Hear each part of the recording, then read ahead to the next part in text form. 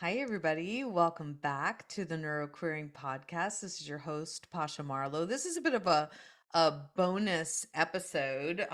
It's going to be a little out of the ordinary, but that's how I roll because I just returned from the ADHD International Conference in Baltimore. And I have a lot to say about the experience.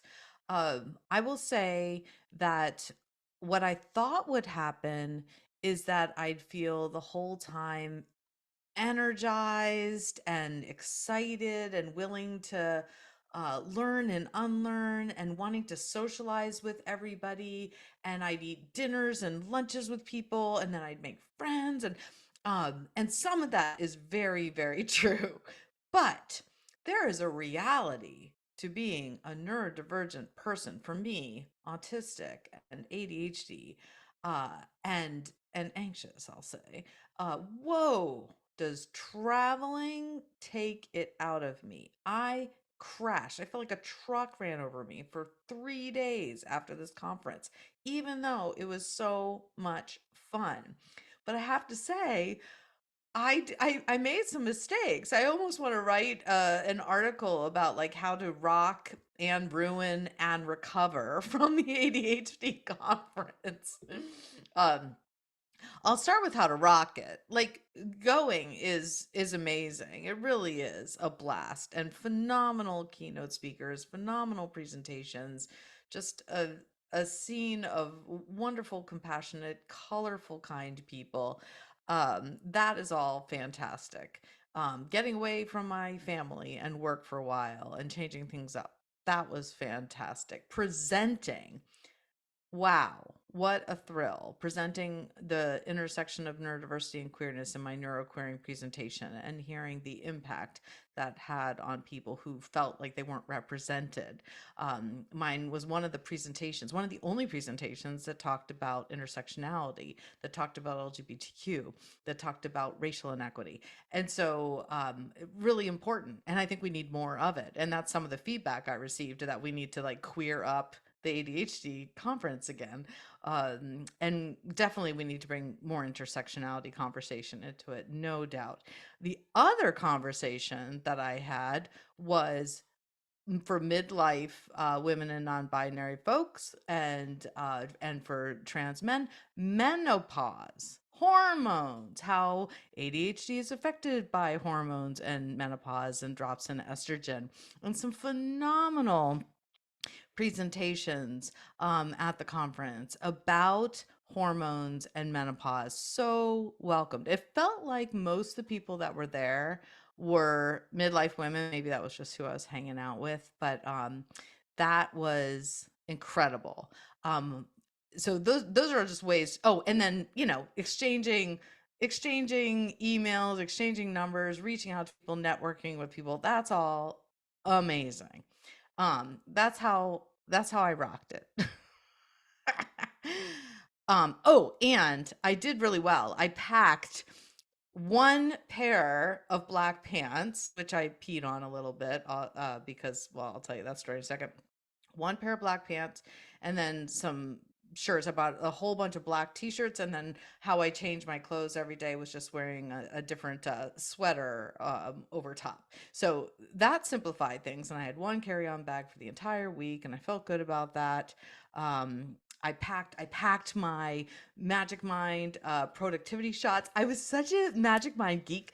I put 3 or 4 Magic Minds in a little like I ice packed it and brought it on my carry-on, and then I carried it in like a little toddler lunch sack around with me at the conference. And right before my presentation, right before my comedy routine, I would swig my Magic Mind productivity shot. I love these. I know I've talked about them before. It's like matcha tea and a bunch of herbs and things that like make it not necessary for me to take my ADHD meds on a regular day. Although I have to admit, on conference days, I did coffee and Magic Mind and my ADHD meds. Just saying.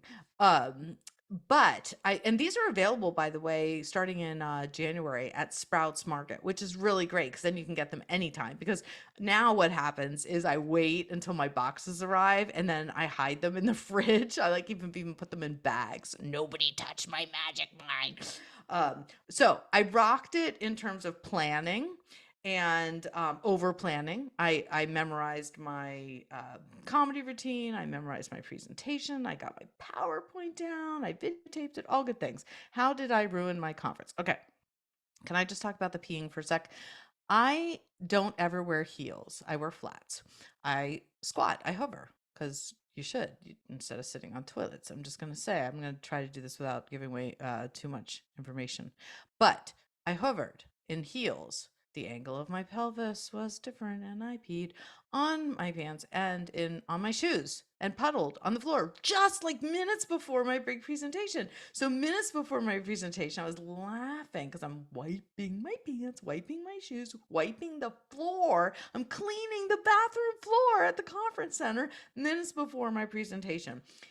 Cleaned myself up, washed myself up, and then walked into the presentation and rocked it. But now I know, one, don't wear heels because whoa, outside peeing on them, they hurt. And for 3 hours after the presentation, I couldn't walk. I had to sit in the quiet room, and thank goodness there was one, take off my shoes, put my throbbing feet up on a elevated surface and just sit there. And I wish I had ice packs for my feet at that point. So I don't understand why heels exist. Those few extra inches I thought would make me, I don't know, feel more confident, look smarter. It was not worth it. I will never do that again. So, lesson learned.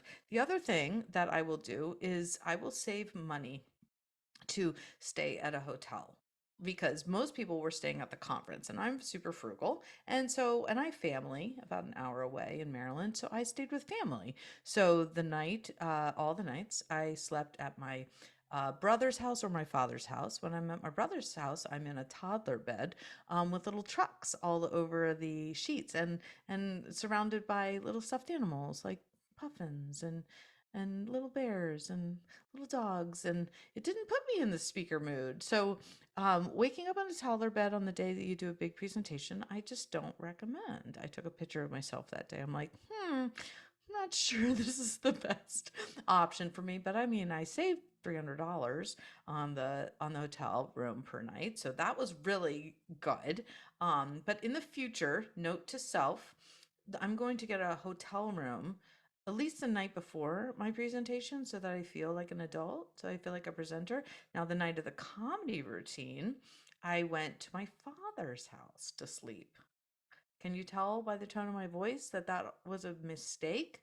Because my father, who's autistic, needed to tell me about the show he was watching for an hour, then needed to tell me about the book he was reading for an hour, and then needed to talk about something else random for another hour. And I just needed to go to sleep. And then I woke up in the morning and it started all over again. And I needed to get into the headspace for the conference again and not feel like my father's daughter and a teenager again. And plus I was on a cot, like really squeaky, like touch it go all night long.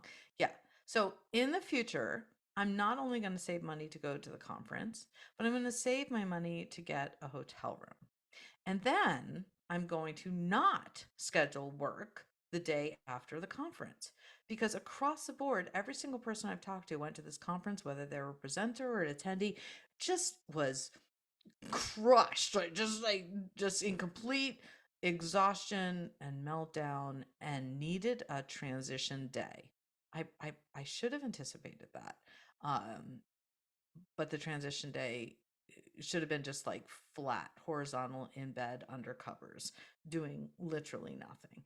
Um, so that is another way that I ruined it by just jumping right back into work. So that goes into recovery. Yeah. So how did I rock it? How did I ruin it? And how did I recover from it? So, since the conference, I've gotten a lot of wonderful emails and some new opportunities for speaking and presenting and consulting. So I'm really excited about that. I'm wondering if any of you listeners went to the ADHD conference, or if you go to professional conferences, how do you rock them or ruin them or recover from them? I would love to have this conversation. So, a bit of a bonus episode there. Oh, and the comedy. I know you're all wondering I don't even know if I can do it on here. This would be highly embarrassing if I did. The comedy routine I did was going to be about how, oh gosh, you probably just you probably you it was about menopause, it was about sex, it was about queerness, it was about coming out, it was about labia. I said labia on the big stage. And it was 4 minutes of a lot of fun and laughter. It's so funny that my dogs bark as soon as I should just stop talking, like when I should use my filter, which doesn't exist, and just stop talking and finish an episode. My dog starts barking. So that's going to be my cue to not offer my risque comedy routine on this episode. Maybe the next one. I'll see if I can get brave and do it. All right. Great seeing you all. Make sure you reach out to me if you want to connect on LinkedIn, Pasha Marlowe, on TikTok and Instagram, Neuroqueer Coach, or you can email me, Pasha at pashamarlowe.com. I always want to hear from listeners. I always love connecting and collaborating, so don't be scared to reach out to me. All right. So good seeing you all today and spending this time with you. Happy neuroqueering. Bye.